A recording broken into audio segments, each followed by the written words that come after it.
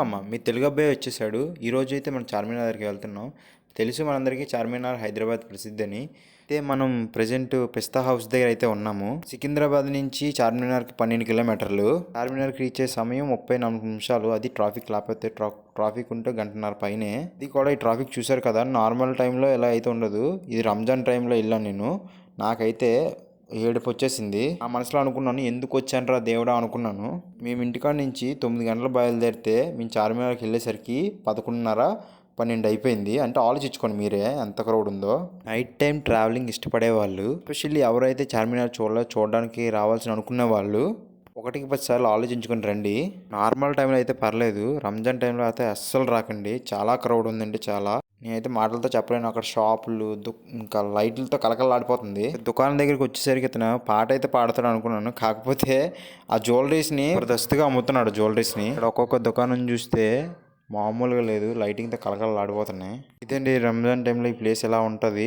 మిగతా విషయాలు ఈ పోరగాళ్ళ మాటల్లో తెలుసుకుందాం. మా ఫ్రెండ్ ఈ పోరగాళ్ళని ఇంటర్వ్యూ అయితే చేశాడు. ఒకసారి చూసేద్దాం ఆ ఇంటర్వ్యూ ఏంటో. ఈ జనాలను చూస్తే నాకు మతి అయితే పోయింది, నిజంగా చెప్తున్నాను.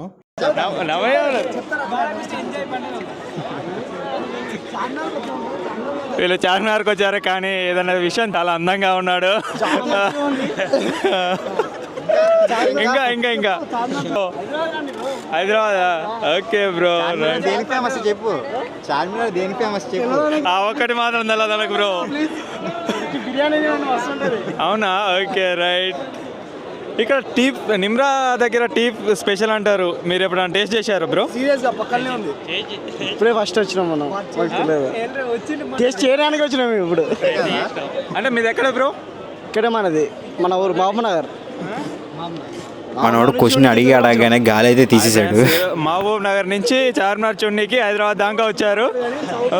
ఓన్లీ చార్మినార్ చూడడానికే కాకుండా నిమ్రా టీ కోసం స్పెషల్గా వచ్చారు ఇక్కడికి. బిర్యానీ కోసం, మెయిన్ బిర్యానీ, హైదరాబాదీ బిర్యానీ. మీరు బ్రో? అందరూ ఒకటే. అందరూ ఒకటేనా?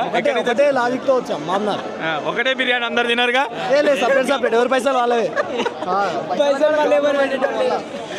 Okay right. ఇక్కడ ఒక్కొక్క సెంట్కి ఒక్కొక్క ఫ్రాగ్రెన్స్ అయితే ఉంది. అతను హిందీలో అయితే చెప్తున్నాడు, నాకు ఏం అర్థం కావట్లేదు. అంతే గింతే అన్నది హిందీ పర్సన్ మా ఫ్రెండ్ ఇంటర్వ్యూ చేశాడు. ఒకే ఓడి అర్థమైంది నాకైతే, కిత్నే అనేసే ఓడి అర్థమైంది. అంతా అయ్యేసరికి 2 o'clock అయితే అవుతుంది. ఆ తర్వాత మేము డిన్నర్ అయితే చేసాము.